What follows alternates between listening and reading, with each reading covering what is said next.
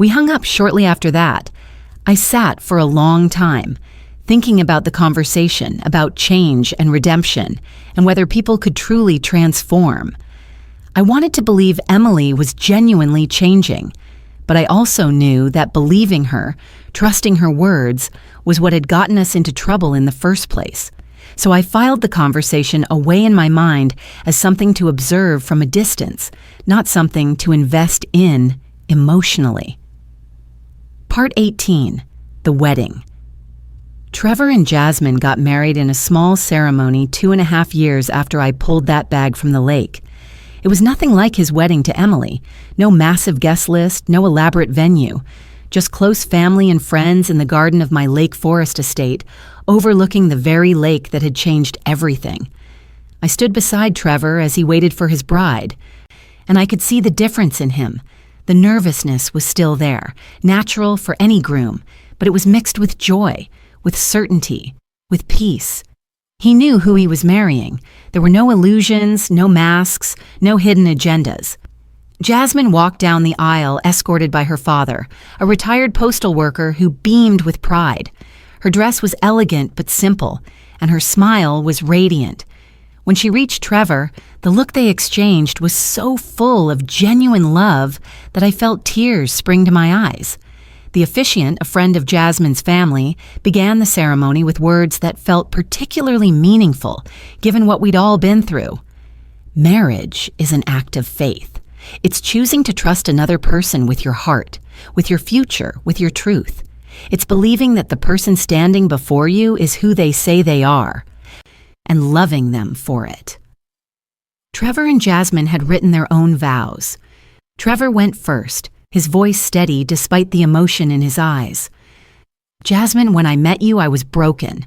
I'd been lied to, manipulated, and I didn't trust my own judgment anymore. You could have seen that brokenness and walked away. Instead, you saw it and stayed. You were patient with my fears, understanding of my caution, and you never made me feel weak for needing time to trust again. You showed me what real love looks like. Not perfect, not without challenges, but honest. Always honest. You've never been anyone but yourself with me. And that gift, that authenticity, is more precious than anything else you could have given me. Today, I'm standing here, whole again, because of you. And I promise you this, I will honor your honesty with my own. I will meet your authenticity with mine. I will love you not for who I wish you were, but for exactly who you are, every day for the rest of my life. Jasmine wiped tears from her eyes before beginning her own vows. Trevor, someone once told me that you lead with trust and love, and I said that was a strength. I meant it then, and I mean it even more now. The way you've opened your heart to me, despite everything you've been through, is the bravest thing I've ever witnessed. You've taught me that healing is possible, that second chances are real, that love can bloom even in soil that's been poisoned by betrayal. You've shown me what it means to be resilient, to get back up after being knocked down, to believe in goodness even when you've experienced darkness. I promise to be worthy of your trust, to be exactly who I am, always. To never make you wonder or doubt or question, and I promise to love you, the real you, the complicated you, the still healing you, with all that I am. There wasn't a dry eye in the garden. When they kissed, sealing their vows, I felt a weight lift from my shoulders that I hadn't even realized I'd been carrying. This was right. This was real. My son had found his way back to love, and it was beautiful. At the reception, Jasmine's maid of honor gave a toast that made everyone laugh. Trevor's best friend from college told embarrassing stories from their fraternity days, and then Jasmine asked if I would say a few words. I stood, glass in hand, and looked at the couple sitting before me. I've learned a lot over the past few years, I began. I've learned that trust is precious but not fragile. I've learned that love is stronger than lies. I've learned that families can survive almost anything if they stick together. But most importantly, I've learned that my son is one of the strongest people I know. Trevor, you faced betrayal and heartbreak, and you could have let it make you bitter, closed off, cynical. Instead, you did the harder thing. You healed. You grew. You opened your heart again. Jasmine, when you walked into Trevor's life, you could have been intimidated by his past, by what he'd been through. Instead, you saw an opportunity to love someone who truly understands the value of honesty and authenticity. You've been exactly what he needed, exactly when he needed it. To both of you, marriage isn't easy, even when it's real. You'll have challenges, disagreements, hard days. But as long as you face those challenges with the same honesty and love you've shown each other so far, you'll be fine. Better than fine. To Trevor and Jasmine, may your love be as real as it feels today, every day for the rest of your lives. The guests raised their glasses and I sat down, feeling Marcus's presence somehow, knowing he would have been so proud of how our son had persevered and found his way back to happiness. Part 19. Full Circle. 5 years after I pulled that bag from the lake, the Romance Scam Victims Alliance had become one of the leading organizations in the country, fighting against relationship fraud. We'd helped over 3,000 victims, successfully lobbied for stronger federal laws, and partnered with major dating platforms to implement better safety features. Patricia had become a nationally recognized expert on romance scams, appearing on news programs and speaking at conferences around the world. I'd taken a step back from day-to-day operations, but remained active on the board, using my resources to fund expansion into new cities. Trevor and Jasmine had their first child, a baby girl they named Hope. When Trevor told me the name they'd chosen, he explained, "Because that's what she represents. Hope after heartbreak, new beginnings after false starts, the promise that good things can still happen." I held my granddaughter for the first time in the same house where I'd once watched her father's fake wife throw a bag into the lake, and I marveled at how much had changed, how much healing had occurred, how something beautiful had grown from such dark soil. Emily was still in prison. I heard occasional updates through Patricia, who continued to correspond with her. By all accounts, Emily was genuinely working on herself, earning a degree, participating in rehabilitation programs, helping other inmates understand the psychological patterns that led to criminal behavior. I didn't know if I'd ever forgive her.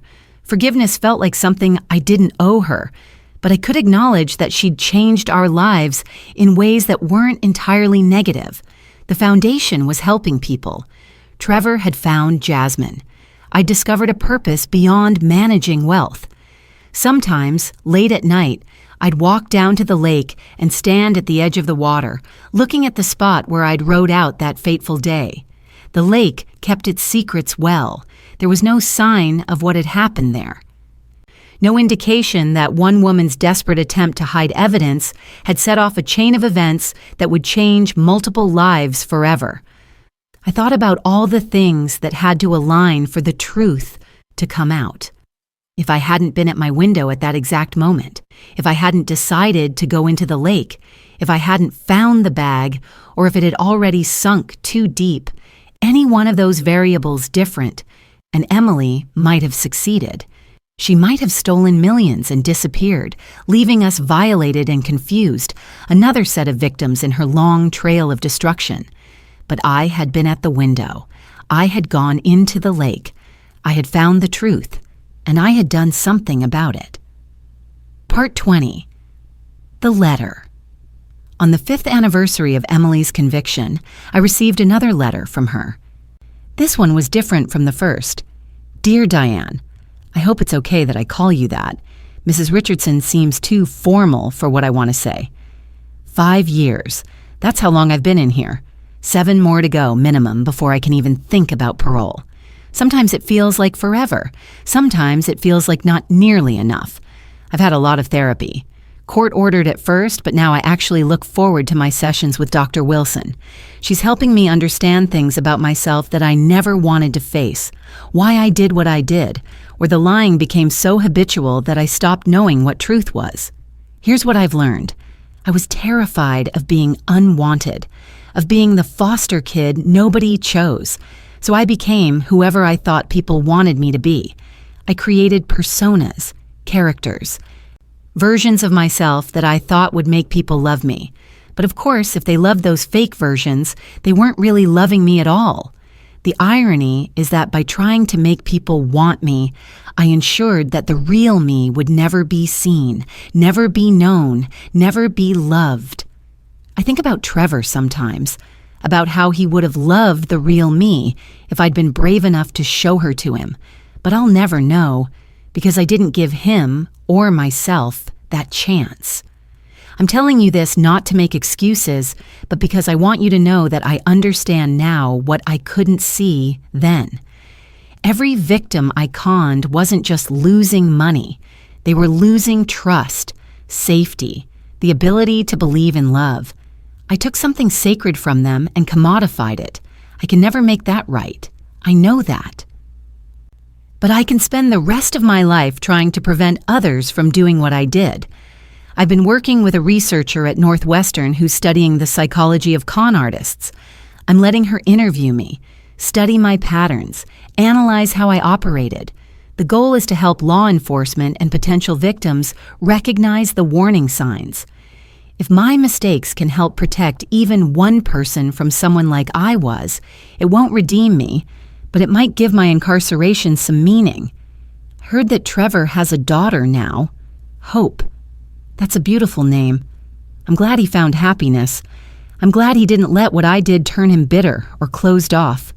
Please tell him, if you think it's appropriate, that I'm genuinely happy for him. I don't expect you to write back. You've already given me more than I deserve, consequences that forced me to change. But I wanted you to know that the woman who threw that bag in the lake doesn't exist anymore. She's been replaced by someone who's trying, however imperfectly, to be honest for the first time in her life. Thank you for everything, even the painful parts, especially the painful parts, Emily. I folded the letter and placed it in a drawer with the first one she'd sent me. Then I walked outside to where Trevor and Jasmine were playing with Hope on the lawn, her delighted squeals filling the air as her father lifted her toward the sky. The lake sparkled in the afternoon sun, peaceful and beautiful, holding its secrets beneath the surface. I thought about that morning 5 years ago when I'd stood at my window and watched Madison, Emily, throw that bag into the water. How one moment of being in the right place at the right time had changed everything. I thought about trust and betrayal, about truth and lies, about the courage it takes to love someone after you've been deceived.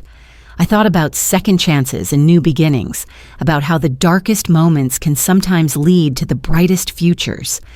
Trevor looked up and caught my eye, smiling as Hope reached for his face with chubby hands. In that smile, I saw everything we'd survived and everything we'd become.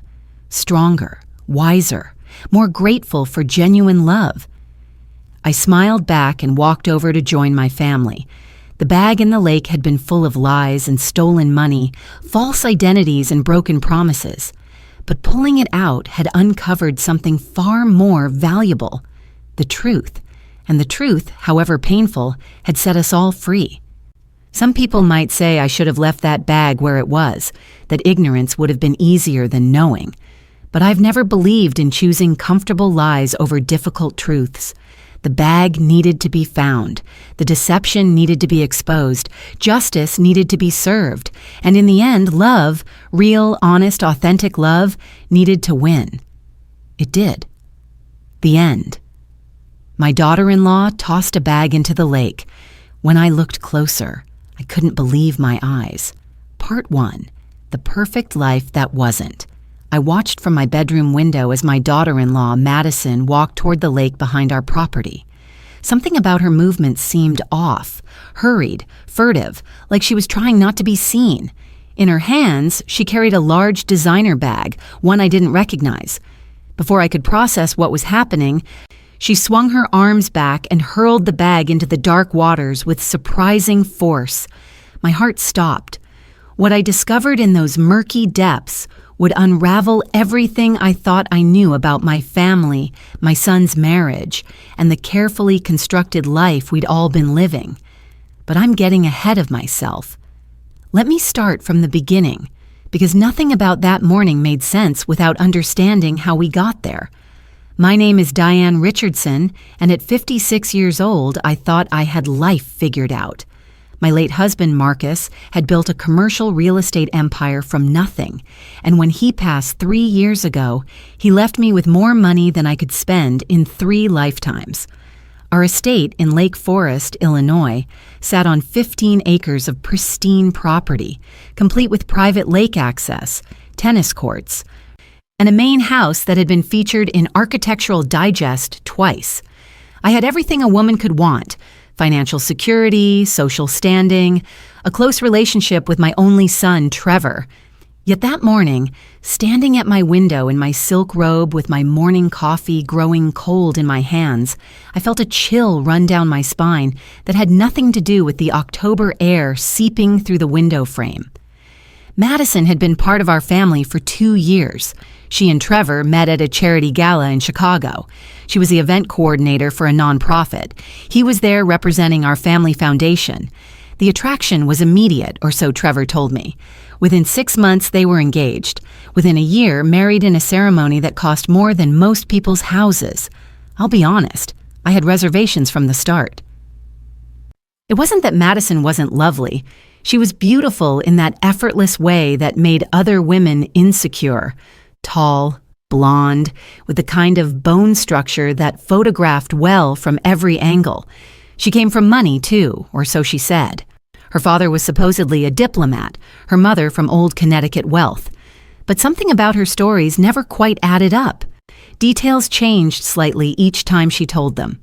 People she claimed to know didn't seem to remember her. But Trevor was in love, and what could I say? That I had a bad feeling? That her smile seemed practiced, her laugh a bit too calculated?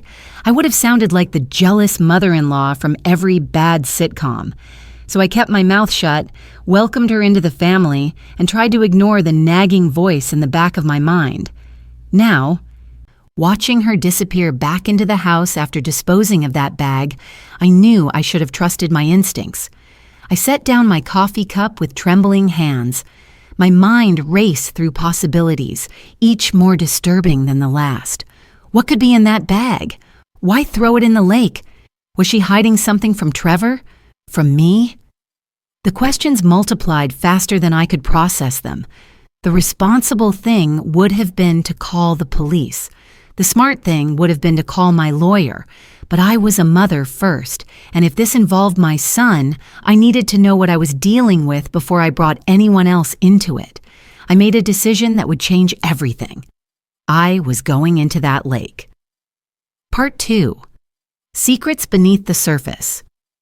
By noon, I had convinced myself I was being ridiculous. Maybe Madison had simply thrown away an old purse, something damaged beyond repair.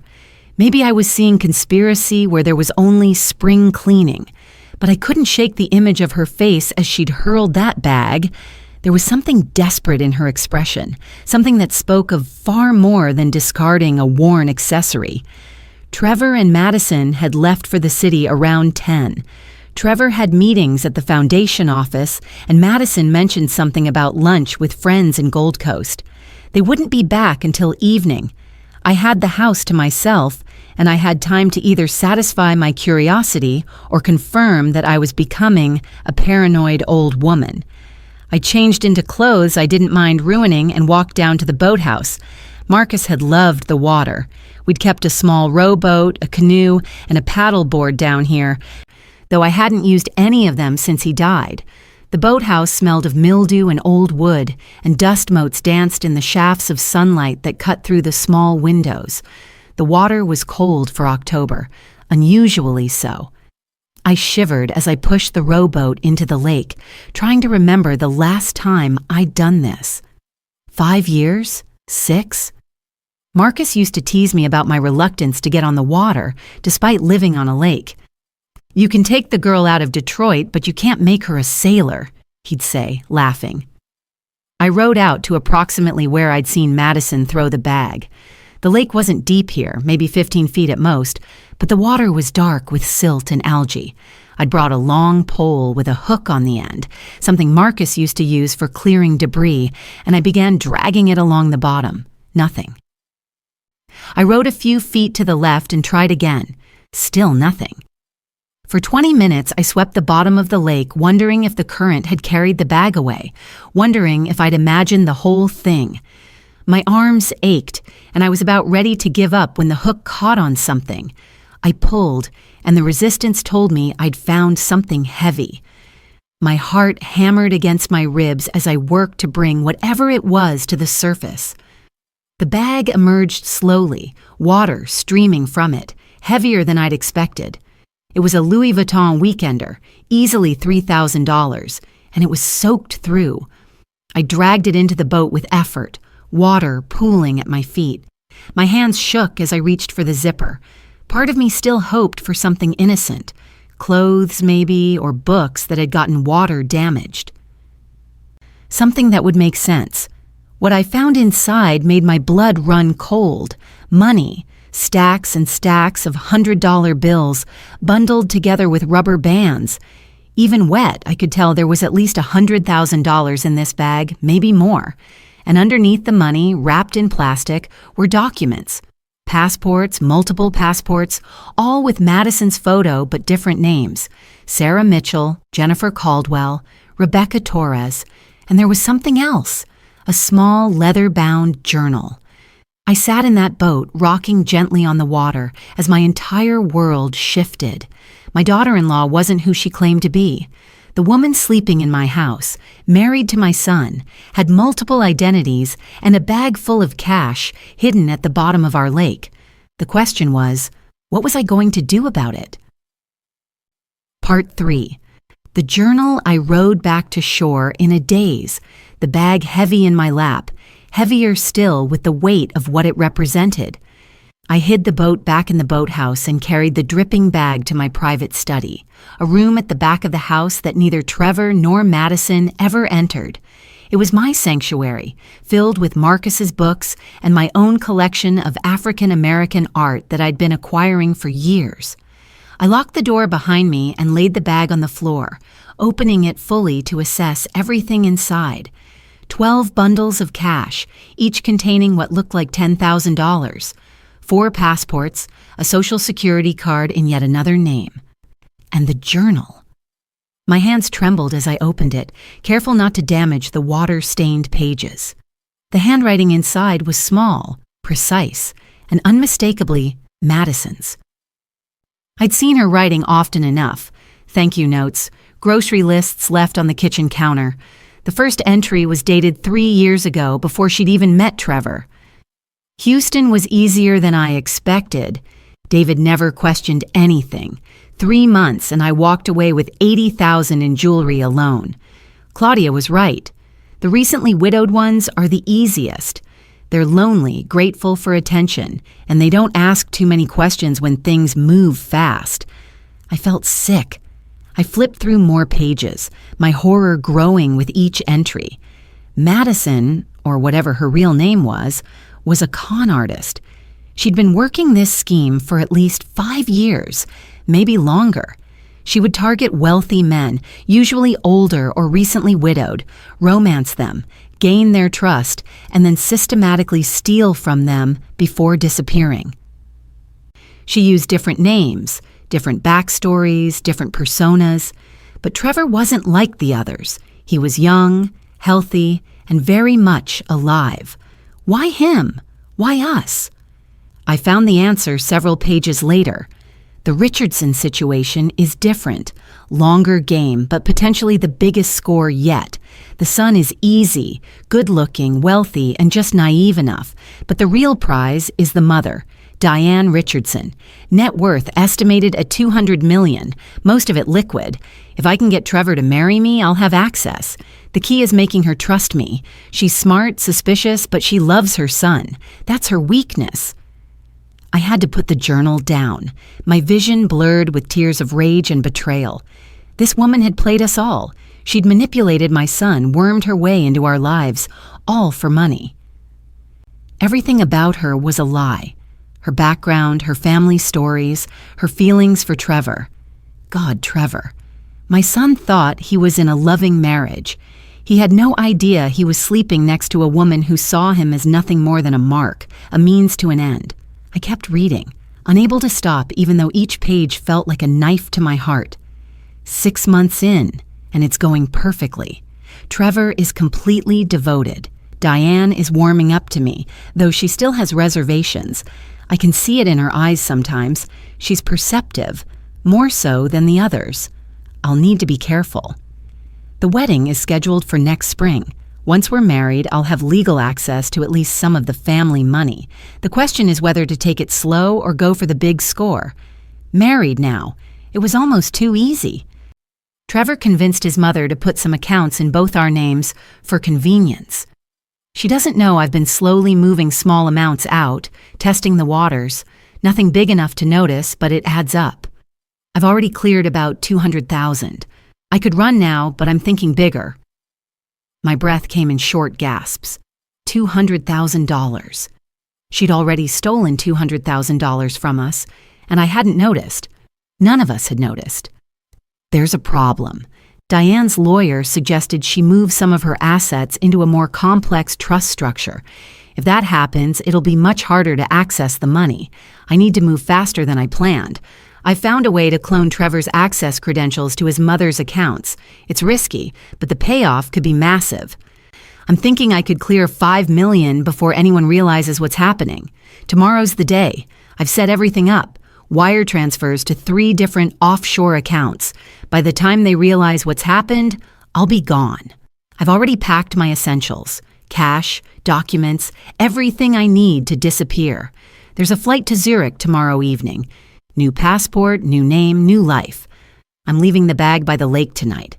Insurance in case something goes wrong. I can always come back for it later if needed. That entry was dated yesterday.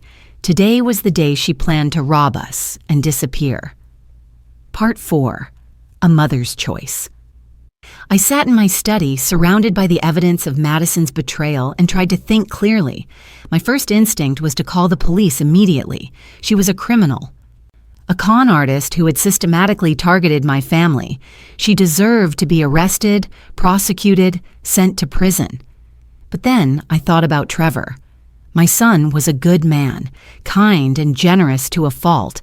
Finding out that his wife never loved him, that their entire relationship was a calculated scam, would devastate him. The humiliation would be unbearable. Everyone in our social circle would know he'd been duped. And what would it do to his ability to trust again, to open his heart to someone else? I thought about my late husband, Marcus. When he was alive, he'd always said, "Diane, sometimes the right thing and the legal thing aren't the same thing. Sometimes you have to do what protects your family, even if it's not by the book." I looked at my watch. It was 2:30 in the afternoon. According to her journal, Madison had a flight to Zurich at 8 p.m. She planned to make the wire transfers this afternoon and then leave for the airport. Trevor would come home to find his wife gone, with no explanation, and millions of dollars missing, unless I stopped her. But how? If I confronted her directly, she might still find a way to access the accounts, or worse, hurt Trevor in some way. If I called the police now, she'd be arrested, but the whole sordid story would become public. There had to be another way. I pulled out my phone and called my lawyer, Richard Chen. Richard had been Marcus's attorney for 20 years and had become a trusted friend. If anyone could help me navigate this situation discreetly, it was him. "Diane," his familiar voice came through the line. "What can I do for you?" "Richard, I need your help." and I need you to act fast. Can you freeze all accounts that Madison Richardson has any access to? And I mean immediately, within the next hour." There was a pause. "That's highly irregular. May I ask why?" "I've discovered that my daughter-in-law is planning to steal from the family accounts. I have evidence, journals, multiple fake identities, everything. But I need to stop the theft before it happens." "Jesus, Diane. Okay, yes, I can freeze the accounts, but we need to talk about next steps.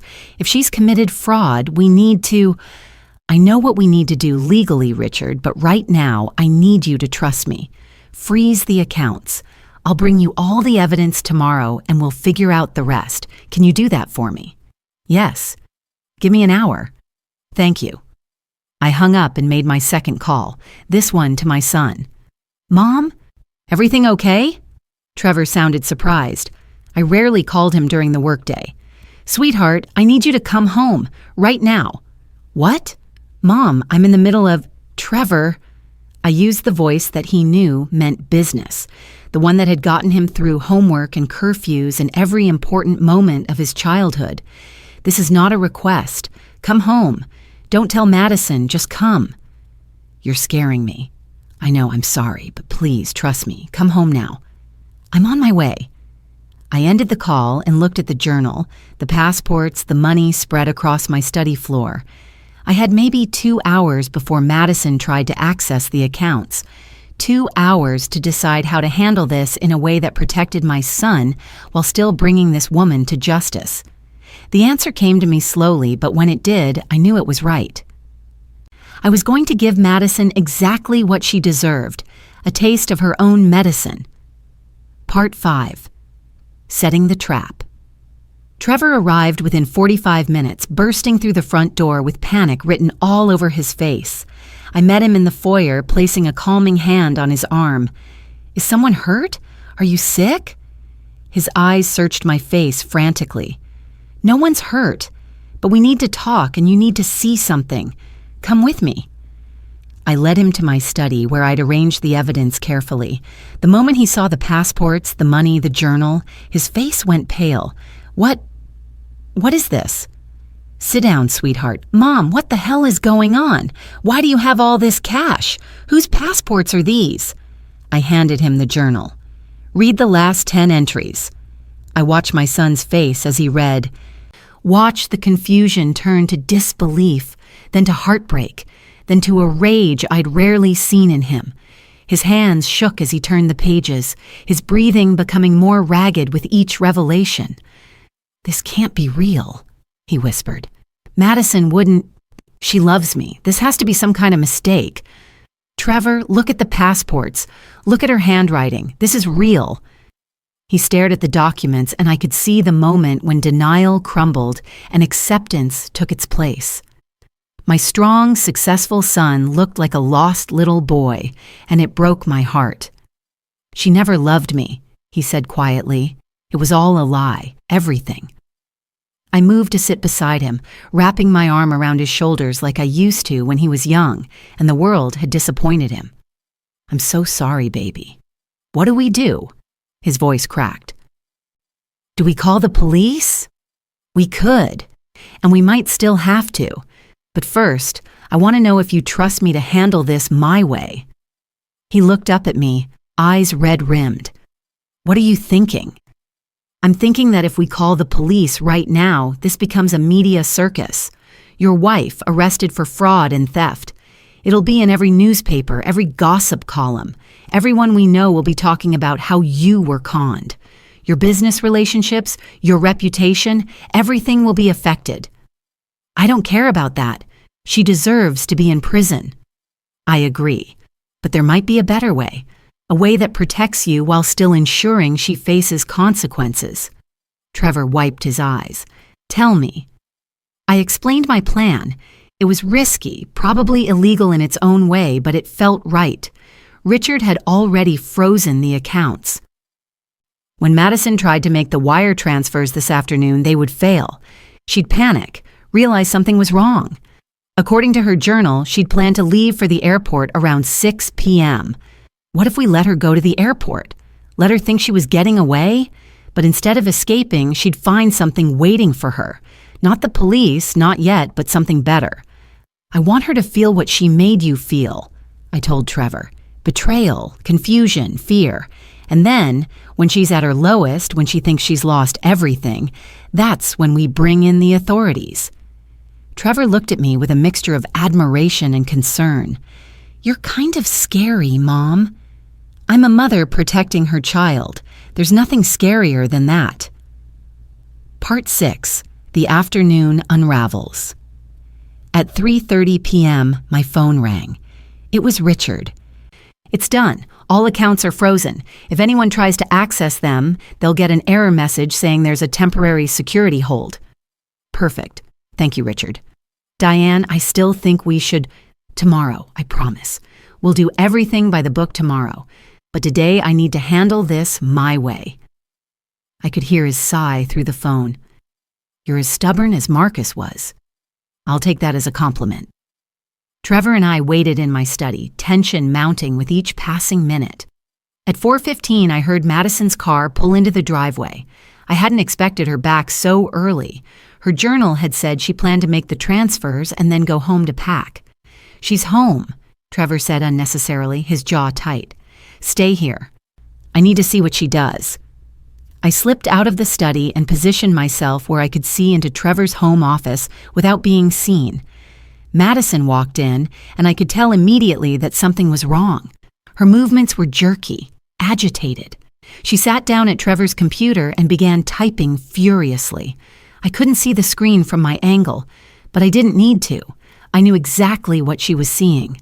Error messages, failed transactions, security holds. She tried again and again. I watched her face cycle through confusion, frustration, and then pure panic. She grabbed her phone and made a call. There's a problem, she hissed into the phone. The accounts are frozen. Something's wrong. I can't...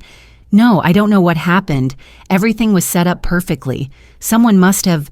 No, there's no way they know. I was careful.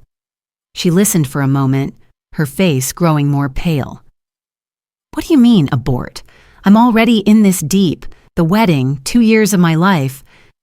Fine. I'll get what I can and get out. Meet me at the usual place tomorrow. She hung up and immediately started opening drawers in Trevor's office, pulling out anything that looked valuable. A Rolex watch he'd inherited from his father, some gold cufflinks, a vintage pen collection. Small items, easily portable. I felt my rage building as I watched her stuff these items into her purse. Then she went upstairs. I followed quietly, staying far enough back that she wouldn't hear me. She went to their bedroom and pulled a suitcase from the closet. She'd clearly packed some things already. The suitcase was half full of clothes. Now she added jewelry. More cash that she must have hidden around the room, her passport. The real one, I assumed, not any of the fake ones. I went back downstairs to the study where Trevor was pacing like a caged animal. She's packing. The accounts were frozen, so she's grabbing what she can and running. I want to confront her, Trevor said through gritted teeth. I want to look her in the eye and tell her I know what she is. No, not yet. If we confront her now, she might talk her way out of it. She's good at that, Trevor. She made you fall in love with her, remember? She's a professional liar. We stick to the plan. At 5:30, Madison came downstairs with her suitcase. I watched from the shadows as she looked around the house one last time, not with sentimentality, but like someone assessing what they were leaving behind. Then she walked out the front door and got into her car. Trevor and I moved to the window and watched her drive away. Where is she going? He asked. If I had to guess, the airport. She has a flight to Zurich at 8. She's cutting it close, but she'll make it. And we're just letting her go? I smiled grimly. Oh, she's going to the airport, but she's not going to Zurich. Part 7. At the airport, I'd made several more calls while Madison was packing. One to my private investigator, James, who'd done background checks for our company for years. One to a contact at the FBI who owed me a favor from my charity work. And one more call that I couldn't tell Trevor about, not yet. James met us in the parking lot of O'Hare International Airport at 6:30 p.m. She's already inside, he said, handing me his tablet. On the screen, I could see Madison in the security line, her face anxious but controlled. I've been tracking her phone. She's heading to the Swiss Air Gate. Is everything else in place? I asked. Yes, ma'am, exactly as you requested. Trevor looked between us. What exactly did you request? You'll see.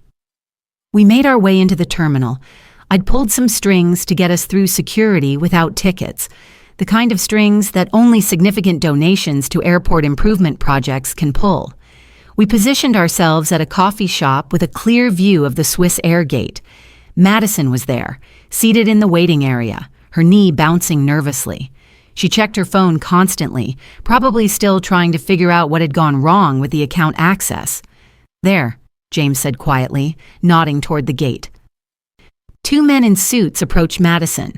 She looked up and I saw fear flash across her face before she smoothed it away and put on a confused, innocent expression.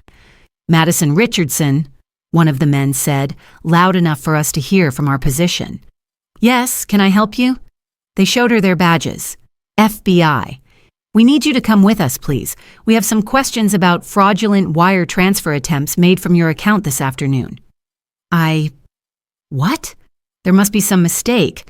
I haven't made any wire transfers. I've been shopping all afternoon. Ma'am, we have evidence of multiple attempted fraudulent transactions. We need you to come with us. I watched Madison's face as she realized she was caught. She looked around as if considering running, but there was nowhere to go. The agents weren't going to arrest her here. Not yet. They just wanted to question her, which would buy us the time we needed. As they led her away, she glanced back at her suitcase, at the gate, at the freedom she'd been so close to grasping. Trevor let out a breath he'd been holding. Is that it? Is it over? Not quite, come on. We followed at a distance as the agents took Madison to a private security room. I'd arranged for certain evidence to be discovered in their investigation. The passports, the journal entries I'd photographed, records of her previous cons that James had uncovered. It would take them several hours to process everything, maybe longer. During that time, I had one more thing to take care of. Trevor, I need you to wait here. There's something I have to do alone. Mom, what? Please. Trust me. Part 8. The Real Madison. I'd saved one phone number from the journal, one call Madison had made repeatedly over the past 2 years. It was to someone she referred to only as C in her entries, but James had identified her, Claudia Martinez, another con artist who apparently mentored Madison. I'd called Claudia that afternoon and told her I had a business proposition. We'd agreed to meet at a hotel bar in downtown Chicago. She was waiting when I arrived, a woman in her 60s with sharp eyes and an expensive suit. She looked me up and down as I sat across from her. You're not what I expected, she said. Neither is your protege, I replied. She's currently being questioned by the FBI. Claudia's expression didn't change. I heard. Sloppy work. I taught her better than that. Did you? Because from where I'm sitting, you taught her how to destroy lives for profit. My son is devastated. My family has been violated, all so you too could make some money. It's not personal, Mrs. Richardson. It's business. Well, here's some business for you. I slid an envelope across the table. Inside is evidence of every con you've pulled for the past 10 years. James is very good at his job. We have victims' names, account numbers, fake identities, everything. Her face finally showed emotion. Fear. I could give this to the FBI right now, I continued. You'd be in prison alongside Madison. Or you tell me everything. Madison's real name, where she came from, what her plan was, every detail. Claudia stared at me for a long moment, then laughed bitterly. You're better at this than I expected. Fine. What do you want to know? Over the next hour, Claudia told me everything. Madison's real name was Emily Stratton. She grew up in foster care in Nevada, bounced around from home to home, never adopted. At 18, she aged out of the system with nothing. She fell in with Claudia when she was working as a cocktail waitress in Las Vegas. She was smart, Claudia said. Smarter than most. She could read people, figure out what they wanted to hear. I taught her how to use that, how to create identities, build backgrounds, target the right marks. The right marks being wealthy, lonely people. People who could afford the loss, Claudia said defensively. We never targeted anyone who would be bankrupted. How noble, I said sarcastically. What was the plan with my family? Originally, your son was supposed to be a 6-month job. Get engaged, get some gifts and access to accounts, then disappear before the wedding. But Emily got greedy. She thought if she actually married him, she could access more. The big score. $5 million was her goal, enough to retire.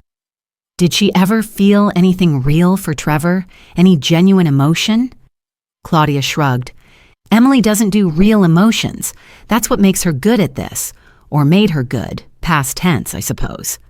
I stood up. You're going to write down everything you just told me. Sign it. And then you're going to disappear. Leave the country. Retire to wherever con artists retire to. Because if I ever see or hear from you again, this envelope goes straight to the FBI. And if I don't, then the envelope goes to the FBI anyway and you spend the next decade in prison. Your choice. She took the pen I offered and started writing. Part 9. Confrontation. By the time I got back to the airport, it was past midnight.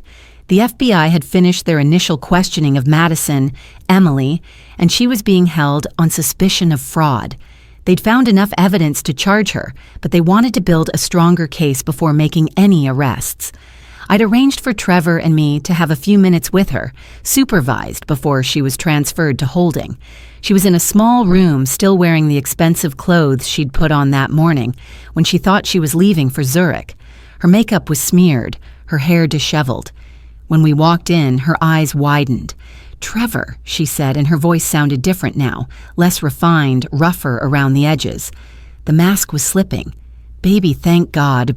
There's been a huge mistake. Someone's trying to frame me and...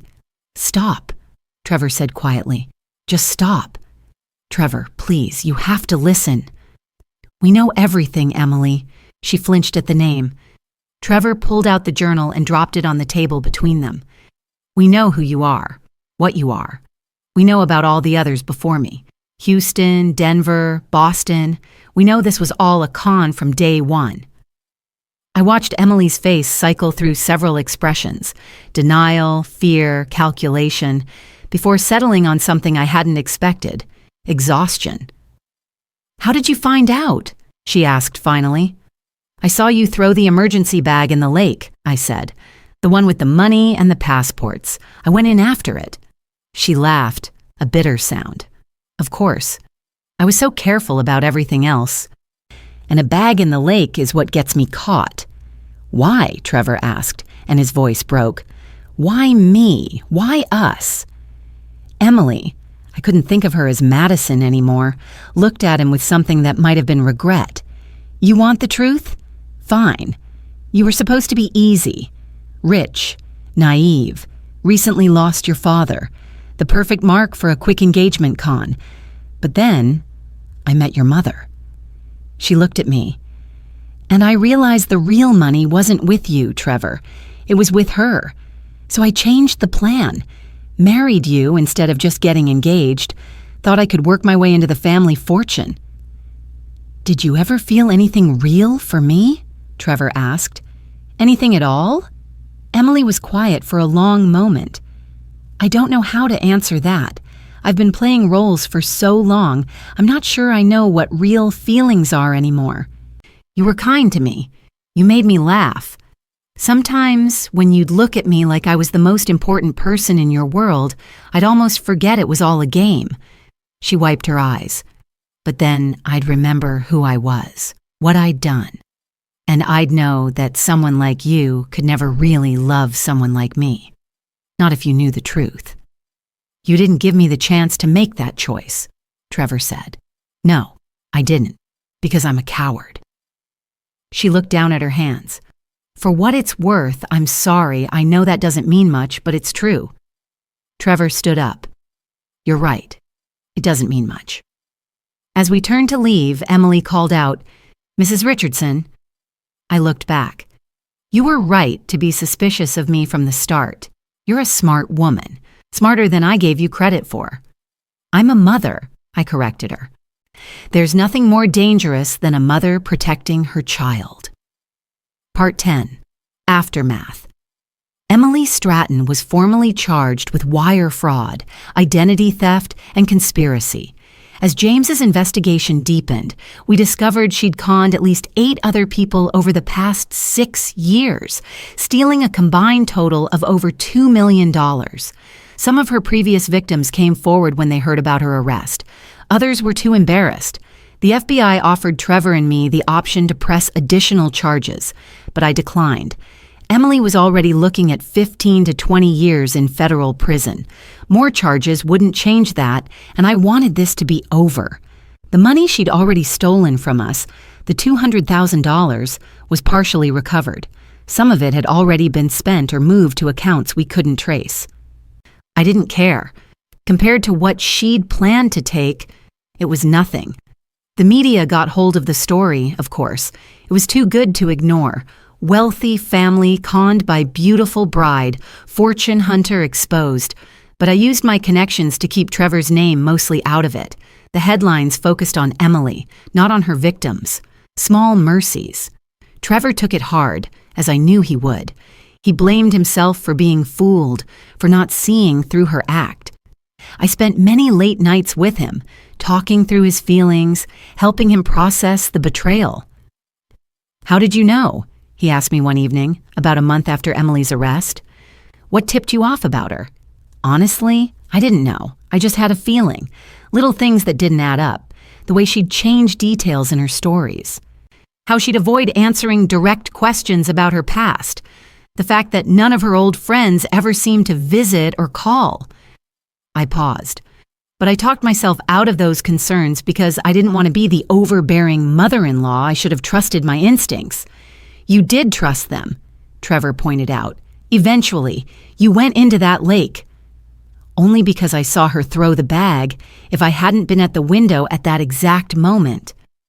But you were, and you did something about it. He took my hand. You saved me, Mom, saved both of us. I squeezed his hand back. That's what mothers do. Part 11. Unexpected Visitors. 3 months after Emily's arrest, I received a call from a woman named Patricia Chen.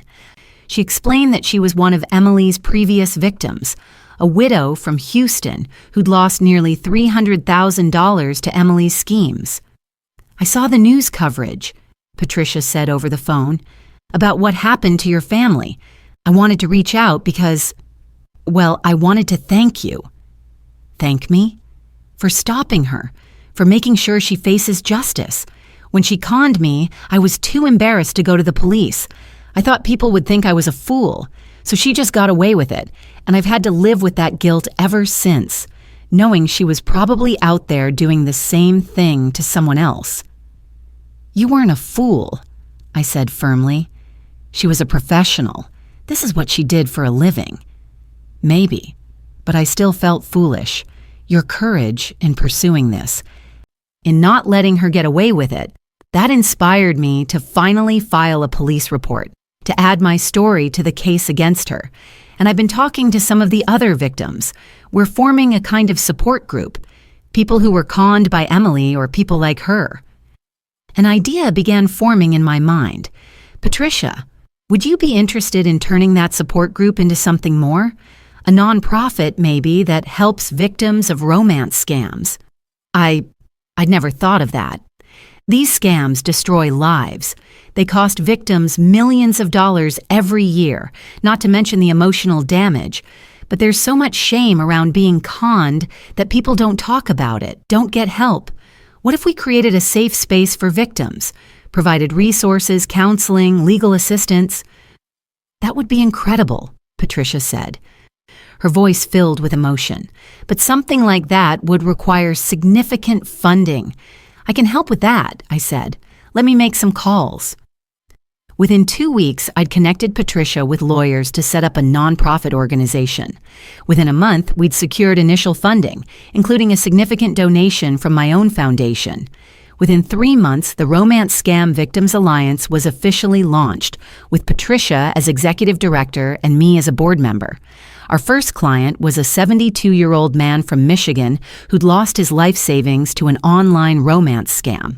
Our second was a divorced woman from California who'd been conned by someone she met on a dating app. The stories kept coming, and with each one, I felt a sense of purpose I hadn't felt since Marcus died. I was turning my family's nightmare into something positive, something that could help others. Part 12. Trevor's recovery. Trevor's healing was slower, messier. He threw himself into work initially, spending 14-hour days at the office, avoiding anything that reminded him of Emily. He moved out of the house they'd shared and into a condo in the city. He put away all the wedding photos, the gifts she'd given him, anything that carried her mark. But avoidance only works for so long. 6 months after Emily's arrest, I found him in his childhood bedroom in my house, looking through old photo albums from before she entered our lives. "I keep trying to remember who I was before her," he said quietly, "before I became the guy who got conned. But it's like she infected everything. Every memory from the past 2 years is tainted." I sat down beside him. "You were and are a good man, a kind man, someone who sees the best in people. That's not a weakness, Trevor, even though it feels like one right now." It let her in. It also let in every genuine friend you have, every real relationship. You can't close yourself off from everyone just because one person lied to you. I don't know if I can trust my own judgment anymore. This was the fear I'd been waiting for him to voice. The real damage Emily had done wasn't financial. It was this erosion of his self-confidence, his ability to trust himself and others. "Trevor, look at me." I waited until he met my eyes. "You are not defined by her betrayal. Yes, you were fooled. So was I. So were 8 other intelligent, successful people before you. Emily was a professional liar. She studied human behavior. She practiced manipulation. She was good at what she did. Being deceived by her doesn't make you stupid or weak. Then why does it feel that way? Because betrayal hurts. Because having someone you love turn out to be a fiction is traumatic, but trauma doesn't have to be permanent." I took his hand. "I want you to talk to someone, a therapist who specializes in this kind of thing." He pulled away slightly. "I don't need therapy." "Yes, you do, and there's no shame in that. You experienced a significant betrayal. You're grieving, not just the loss of your marriage, but the loss of the person you thought she was. You need help processing that." It took another month, but Trevor finally agreed to see a therapist. Dr. Sarah Mitchell specialized in helping victims of fraud and manipulation rebuild their sense of self and trust. I knew because she'd been one of the first people I'd recruited to work with the Romance Scam Victims Alliance. Slowly, I watched my son begin to heal. It wasn't linear. There were setbacks, days when the anger or sadness overwhelmed him. But gradually, the good days outnumbered the bad ones. Part 13. Emily's Letter. 9 months after her arrest, I received a letter from Emily. It came from the federal correctional facility where she was being held awaiting sentencing. My first instinct was to throw it away unopened, but curiosity got the better of me. The letter was handwritten, her neat script filling 3 pages.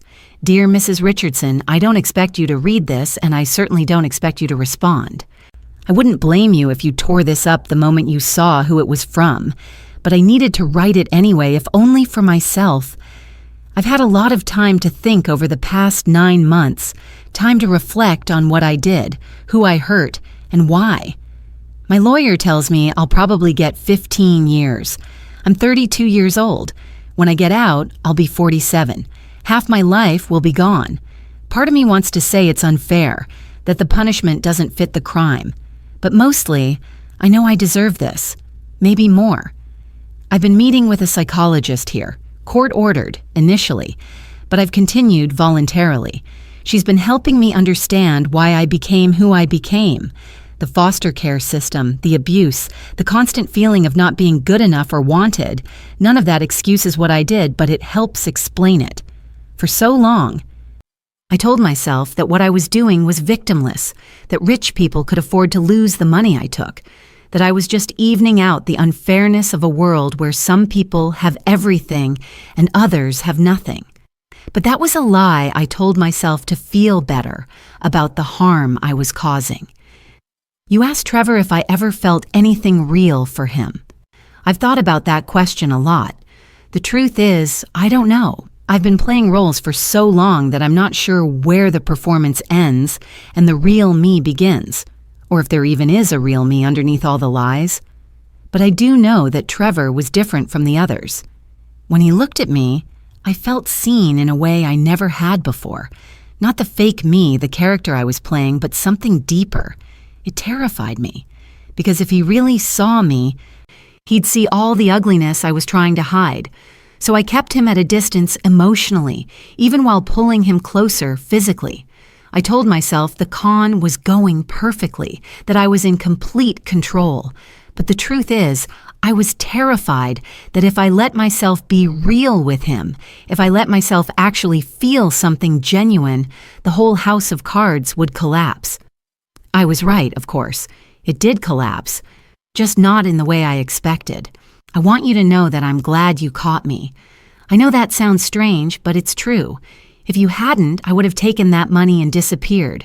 I would have started over somewhere else with a new name, a new identity, and eventually, I would have done it again. The cycle would have continued until I got too old or too careless. Instead, I'm here, forced to face what I've done. Forced to see the real cost of my actions. And for the first time in my adult life, I'm having to figure out who Emily Stratton actually is when she's not pretending to be someone else. I know you started a foundation to help people like the ones I hurt. Patricia Chen told my lawyer about it. I don't have words for how that makes me feel. You turned something I did, something terrible, into a force for good. You're helping people heal from trauma that people like me inflict. I won't ask for your forgiveness. I don't deserve it, and I doubt you could give it even if you wanted to. But I want you to know that I'm sorry. Truly, deeply sorry. Not just sorry that I got caught, but sorry for the pain I caused you and Trevor. Sorry for violating your trust and your home. Sorry for being the villain in your family's story. I hope Trevor is okay. I hope he's able to move past this and find someone who can love him the way he deserves to be loved. Honestly, genuinely, without ulterior motives. He's a good man, one of the best I ever met. I hope someday he can forgive himself for being kind enough to fall for my lies. And I hope you can continue the work you're doing, helping people, making a difference, being the kind of strong, protective mother I wish I'd had when I was growing up. Thank you for catching me. Thank you for stopping me before I hurt anyone else. Emily. I read the letter 3 times, trying to decide how I felt about it. Was it genuine? Or was this just another manipulation, another role she was playing, the reformed criminal seeking redemption? Dr. Mitchell, when I showed her the letter, had a more nuanced view. People are complex, she said. Emily can be genuinely remorseful while also still being a manipulator. These things aren't mutually exclusive. The question is whether you believe she's capable of real change and whether it matters to you either way. I don't know if she's capable of change, I admitted, but you're right, it doesn't really matter. My concern is Trevor and making sure other people don't become victims. Then focus on that. Let Emily work on herself or not. Either way, it's not your responsibility. She was right. I filed the letter away and didn't respond. Emily's redemption, if it was real, was her own journey to make. Part 14. The Trial. Emily's trial took place almost exactly 1 year after I'd pulled that bag out of the lake. The prosecution had built a strong case, with victims testifying from across the country. Patricia Chen was there. as was David Hartwell from Houston, Margaret Sullivan from Boston, and 5 others. Trevor chose not to testify. He'd given a deposition, provided evidence, but he couldn't face Emily in court. I didn't push him. He'd done enough. I was there, though. I sat in the gallery and watched as each victim told their story. The patterns were remarkably similar. Emily would target someone vulnerable, usually recently widowed or divorced, usually wealthy. She'd create an elaborate backstory, tailor-made to appeal to them. She'd move fast, creating a whirlwind romance that left her victims dizzy and disarmed. Then, once she had access to their finances, she'd start taking. Small amounts at first, then larger ones. And when she'd gotten what she came for, or when she sensed they were getting suspicious, she'd disappear. New city, new name, new victim. The defense tried to paint Emily as a victim herself, someone damaged by a traumatic childhood, forced into crime by circumstances beyond her control. Her lawyer brought in psychologists to discuss her attachment disorders, her survival mechanisms, her inability to form genuine connections. Part of me felt sympathy. The little girl who'd bounced through foster homes, never chosen, never wanted, I could feel compassion for her. But that little girl had grown into an adult who'd made choices, who deliberately hurt people for profit. Trauma might explain behavior, but it didn't excuse it. The jury deliberated for less than 4 hours, guilty on all counts. At sentencing, the judge acknowledged Emily's difficult past but emphasized that she'd had opportunities to change course, to seek help, to stop hurting people. She'd chosen not to. "Miss Stratton," the judge said, "you are clearly an intelligent woman with significant talents. It's tragic that you chose to use those talents to harm others rather than to build something meaningful. I hope that during your incarceration, you'll find a better path forward." She sentenced Emily to 18 years in federal prison with possibility of parole after 12. Emily stood there, her face impassive, as the sentence was read. But I saw her hands shake. I saw the moment when the reality of 18 years hit her. As they led her away, she looked over at the gallery. Her eyes found mine, held them for a moment. I couldn't read the expression on her face. Regret? Acceptance? Fear?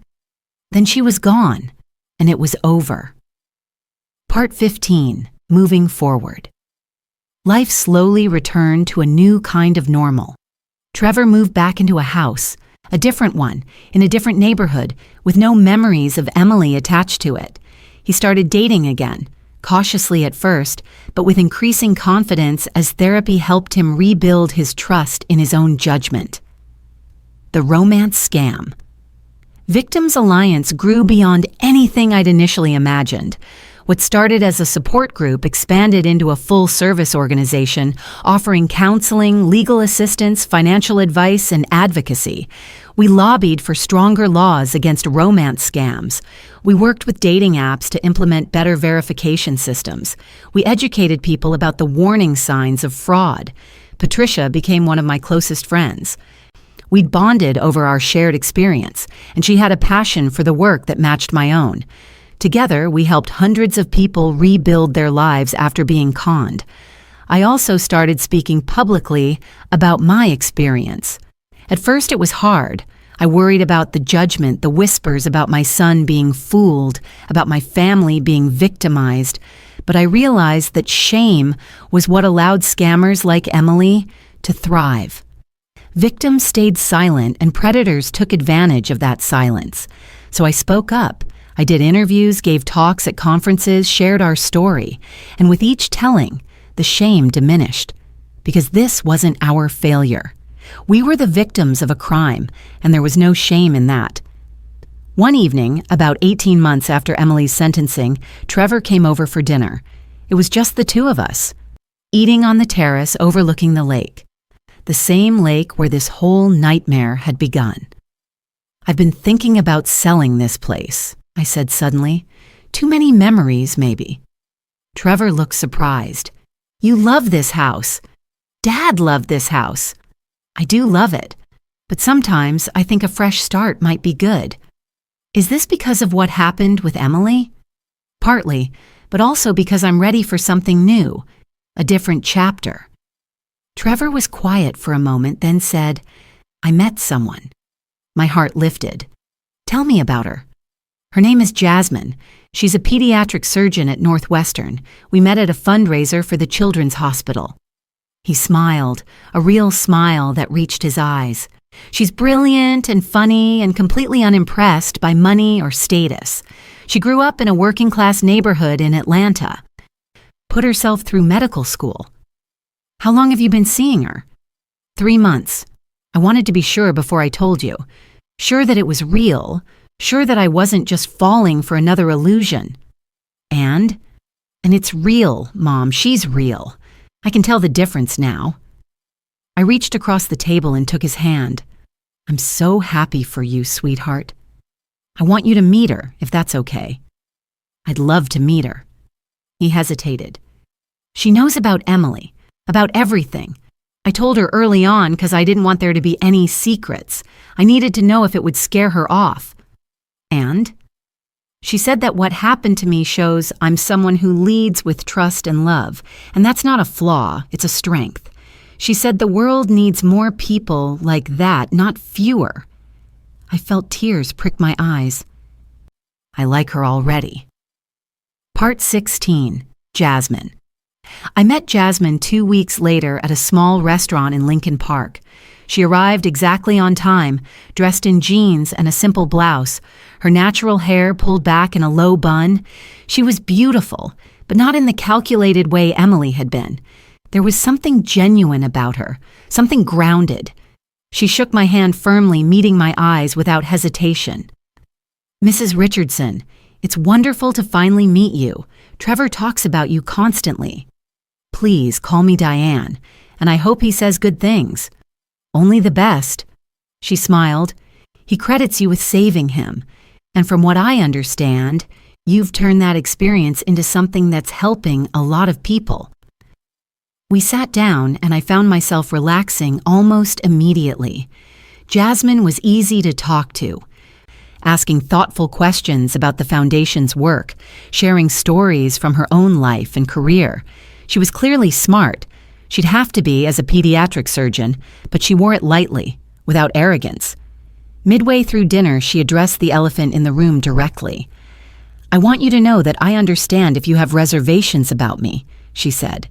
After what happened with Trevor's ex-wife, it would be natural for you to be suspicious of anyone new in his life. I appreciated her directness. I'll admit, I'm more cautious now than I was before, but caution isn't the same as suspicion. Fair enough. So, what would help ease your caution? Honestly? Time. Getting to know you. Seeing how you and Trevor are together. That's reasonable. She paused, then added, for what it's worth, I want you to know that I'm not interested in Trevor's money. I make a good living on my own. I bought my condo with my own savings. I don't need financial support, and I'm not looking for it.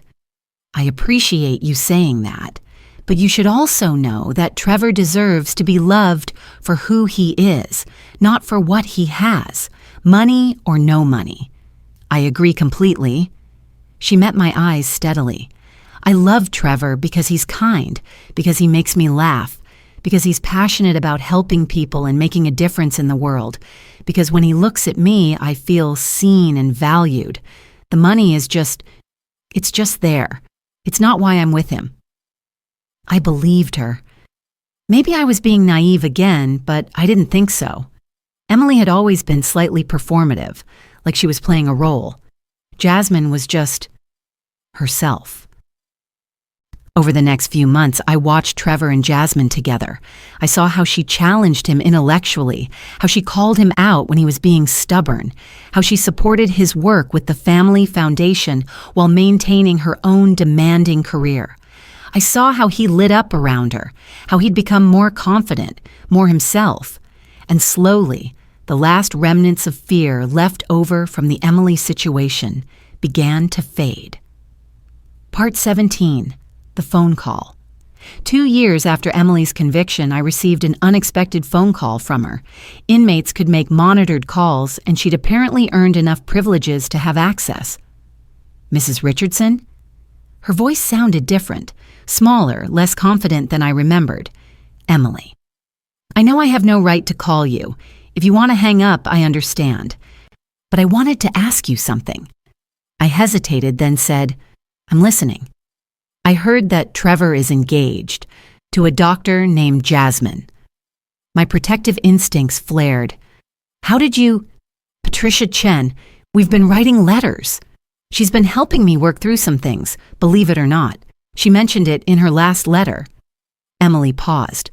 I wanted to know if he's happy. Why do you care?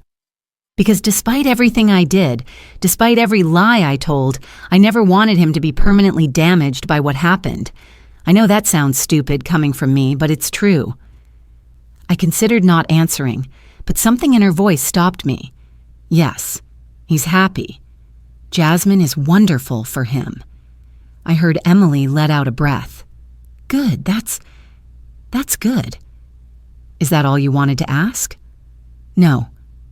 I also wanted to tell you that I've been working with the FBI, providing information about other con artists I worked with, other scams I know about.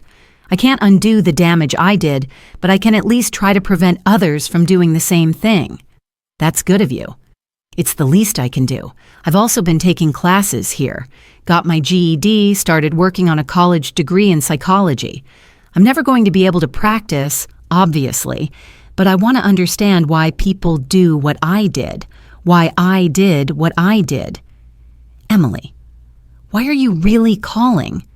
She was quiet for a moment. I wanted to thank you. Thank me? For not giving up on justice, for following through with the prosecution, for making sure I faced real consequences. Some of my previous victims just wanted to forget about it, to move on. They let me walk away. You didn't. And as hard as this has been, I needed this. I needed to be stopped. I needed to be forced to face what I'd become. I didn't know what to say to that. I'm not asking for forgiveness, Emily continued. I know I don't deserve that, but I wanted you to know that this being here, being forced to be honest for the first time in my life, it's changing me. I don't know if I can ever be a good person, but at least I'm trying to be an honest one. I hope that's true, I said finally, for your sake. Me too. She paused. Tell Trevor. Tell him I'm sorry. I know I said it before, but I mean it more now than I did then. He deserved better than what I gave him. He found better. He found someone who actually loves him. I'm glad. And she sounded like she meant it. We hung up shortly after that. I sat for a long time, thinking about the conversation, about change and redemption and whether people could truly transform.